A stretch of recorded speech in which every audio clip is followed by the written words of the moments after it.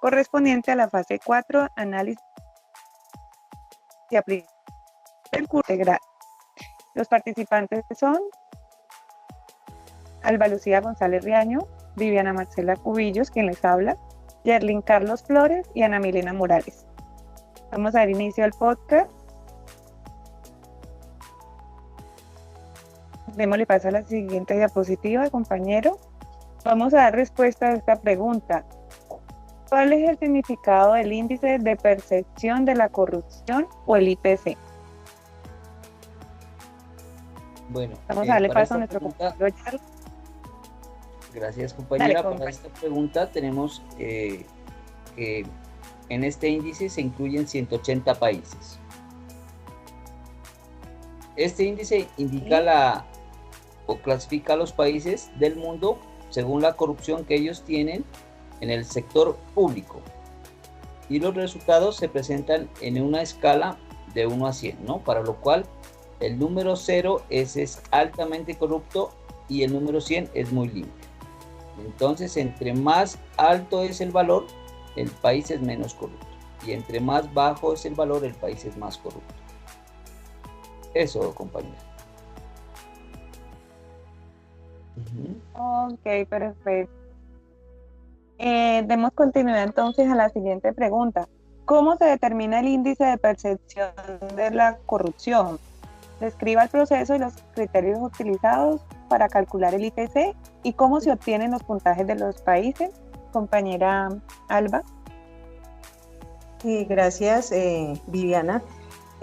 Como el anterior compañero nos estaba mencionando, el IPC pues, se calcula de 0 a 100, ¿no? Pero existen 3 pasos pues, para poder calcular el IPC. El primero es elegir las fuentes de datos y ajustar la escala en que se van a medir las fuentes de datos. Luego se continúa en unir dichas fuentes y luego por último es establecer el parámetro de incertidumbre. La posición de un país se muestra a través de la percepción de la corrupción frente a otros países.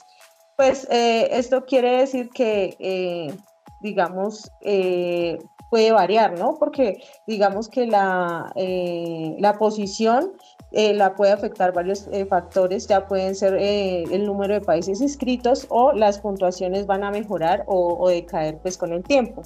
Existen unos principales tipos de indicadores de corrupción que son indicadores sobre la percepción. Y este es un método muy utilizado pues, para medir la corrupción, ya que consiste, digamos, en preguntarle a las personas o a los expertos la percepción que tiene frente a la corrupción, mientras que el indicador de experiencia consiste en preguntar a las personas que tuvieron alguna vez una experiencia de soborno o que intentaron sobornar a funcionarios. Como segundo lugar están los indicadores basados en una única fuente y que son de datos indicadores o agregados. Entonces, tiene que ver con los datos originados por las organizaciones que publican sin tener en cuenta otra organización, mientras que los indicadores agregados sí se basan en la comparación entre países, pues teniendo en cuenta el enfoque global, no solo a una organización. En tercer lugar, tenemos los indicadores sustantivos. Estos muestran la corrupción a partir de medidas indirectas y agregando varias manifestaciones y señales de corrupción, o bien midiendo lo contrario, ¿no? Digamos, los mecanismos para combatir la corrupción, implementando instrumentos de buen gobierno y la obligación de rendir cuentas en el sector público. ¿Qué mide el índice de corrupción? Mide factores como soborno, desvío de fondos públicos, preponderancia de funcionarios públicos, pues que se aprovechan de la función y su beneficio personal, pues para un beneficio personal. También está la posibilidad de los gobiernos de contener la corrupción y hacer cumplir mecanismos de integridad eficaces en el sector público. También tenemos que hay trabas administrativas y requisitos burocráticos excesivos que podrían incrementar las oportunidades de corrupción. También está el enjuiciamiento penal efectivo de funcionarios corruptos y digamos que las leyes adecuadas sobre la divulgación financiera y la prevención de conflictos de interés para funcionarios públicos. También la captura del Estado por intereses particulares y acceso a la sociedad civil o información sobre asuntos públicos. Pues esos serían como los aspectos que se miden en la corrupción.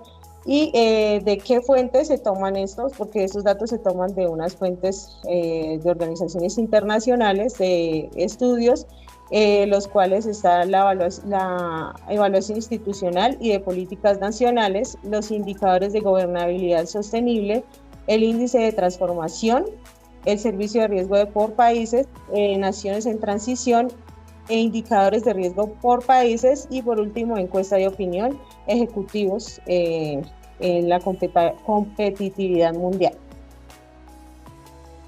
Pues eso sería.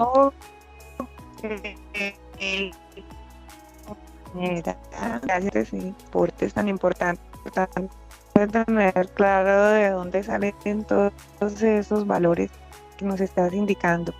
Vale, vamos a dar continuidad a otra pregunta y es ¿cuáles son los países que muestran una percepción de corrupción más elevada? También vamos a indicar y analizar los países más representativos con los niveles más bajos y altos de percepción. Pregunta, voy a dar respuesta, pues mi persona. Voy a explicar cómo es que estos países tienen tanta variación o su puntaje está predeterminado por sus problemas ya existentes que se han podido medir y otros no. Por ejemplo, ya sabemos que el IPC clasifica 180 países donde algunos han podido mejorar su puntuación y otros al contrario se han quedado estancados o han disminuido. En gran parte esto se ha podido identificar debido a que hay países que tienen problemas de fondo a nivel gubernamental, donde tienen problemas de impunidad, donde su nivel de corrupción ha cruzado fronteras y ha dado pie a que se trascienda entre países los sobornos o se faciliten las maneras de corrupción, lo que ha hecho de que si en su país no tienen unos gobiernos que castiguen de alguna manera o pongan límites a esos movimientos, a esas facilidades que tienen o esas maneras de tener la corrupción, pues estos problemas siguen aumentando. Entonces, aunque no todo está medido de acuerdo a esos problemas, sí hay unos países que han podido controlarlo desde su sistema de gobierno, como hay otros que no.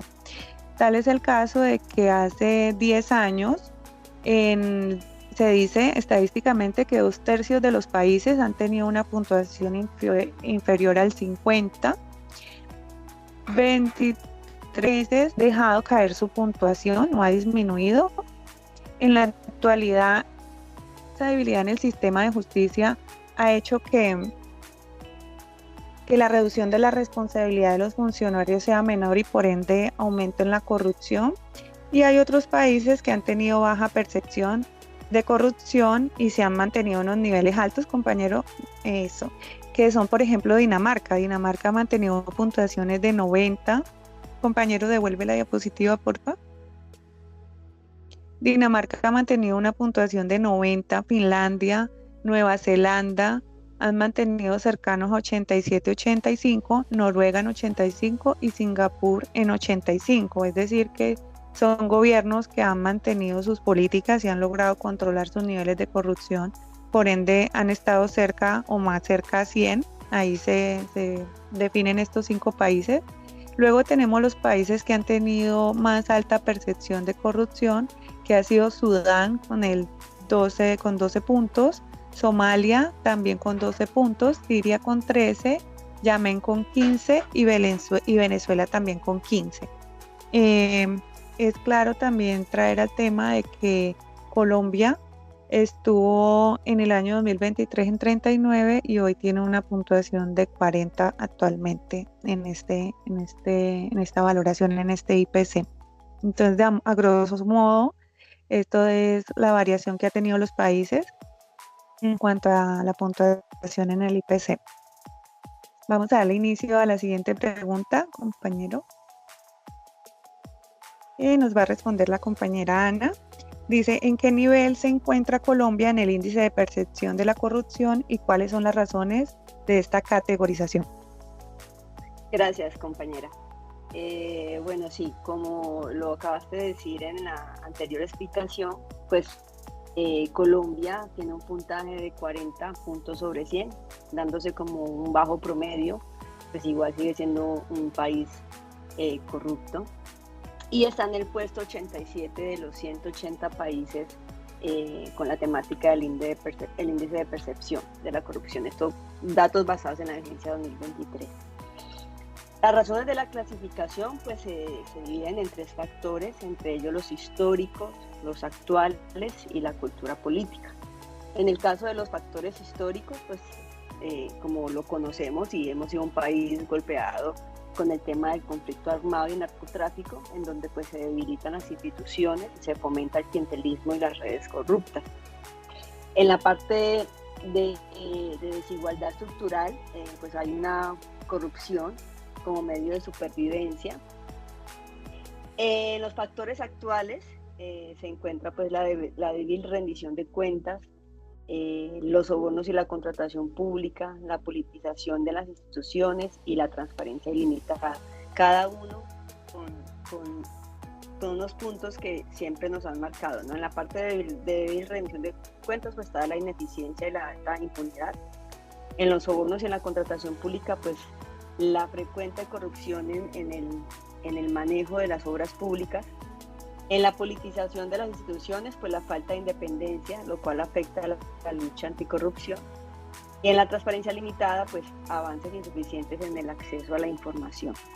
Ya en el tema de la cultura política, pues el clientelismo y los favores políticos, pues siempre perpetúan estas redes corruptas, ¿no? Por eso urge priorizar reformas en transparencia, rendición de cuentas y combate efectivo a la corrupción. Vale, compañera, muchas gracias. Vamos a darle entonces paso a la siguiente pregunta. No sé si alguien quiera comentar algo más de lo que dijo la compañera. Compañeros, ¿me escuchan? Pues, mi opinión, se mira o se siente, digamos, para nuestro caso en Colombia, se siente que las instituciones públicas no ejercen su papel y manipulan pues las reglas o las leyes a su favor. Muchos contratos pues son a dedo, no siguen los protocolos que deberían, y las entidades digamos encargadas de hacer seguimiento, digamos Contraloría, Procuraduría, Fiscalía, no están ejerciendo su función. Eso pues permite que la corrupción continúe. Pienso eso, Estefanía. Así es, compañero. Dale, bueno, vamos a darle paso a la última pregunta. Ya nos vamos quedando un poco cortos de tiempo, pero... Perdón, no escuché. Sí, damos paso. Sí, de acuerdo. Vamos, Jerlyn, con la última diapositiva, por favor, la siguiente. Ya.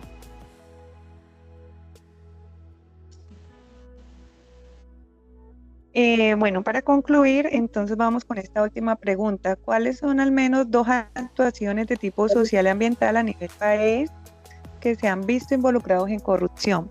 Entonces, bueno, doy inicio a esta pregunta, con que ha sido bastante notorio en nuestro país que uno de los mayores casos de corrupción están relacionados con la ejecución de proyectos con un fin social o ambiental, como se ha visto en los casos de construcción de represas, de carreteras, donde se han desviado los fondos, donde se han hecho contrataciones que no corresponden a los valores reales, pues indicando de que sí ocurre un desvío de fondos o una manera corrupta de manejar este tipo de proyectos para unos fines diferentes a los que se debería, ¿no?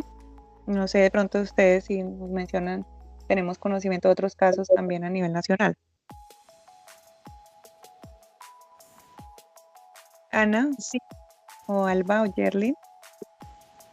claro, pues digamos que un claro ejemplo de corrupción social tiene que ver con la trama de los carrotantes, perdón, para la Guajira, ¿no? Que están implicados pues, diferentes funcionarios y congresistas pues, que hicieron supuestamente la compra de 40 carrotanques que sí lo hicieron por un presupuesto pues que no estaba estipulado y donde los fondos, como lo mencionabas tú y todo, pues, para los bolsillos de las personas, para el bien eh, individual, no para el bien común, porque pues de eso consiste la corrupción, ¿no?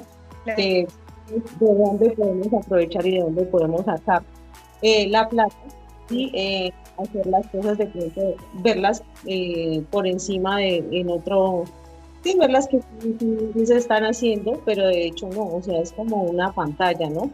Pues me parece muy triste que en general la Guajira es muy pobre, o sea, no tienen agua potable, no tienen nada.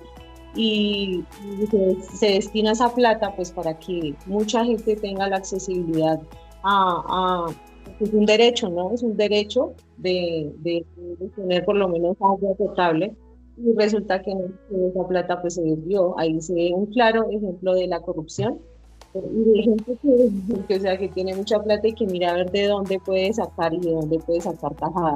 Entonces ese sería un claro ejemplo. Para acá, para el sector de departamento de Nariño, también hay en la semana, pues informaron que pues hubo un caso de corrupción en Corpo Nariño, en donde 3 funcionarios estaban dando permisos de explotación forestal y dando permisos de transporte de maderas pues de manera ilegal. Entonces ahí se constata pues que esta corrupción está perpetuada principalmente pues en las entidades y no hay un seguimiento o un control oportuno porque pues ya lo han hecho durante mucho tiempo, pero pues ya el castigo pues ya está, digamos, ya lo están investigando y pues para la entidad pues queda muy mal que los mismos funcionarios que son los encargados de proteger los recursos, sean los recursos en este caso pues la fauna y la flora pues sean los mismos que causen los daños. Están afectando, así es, compañero.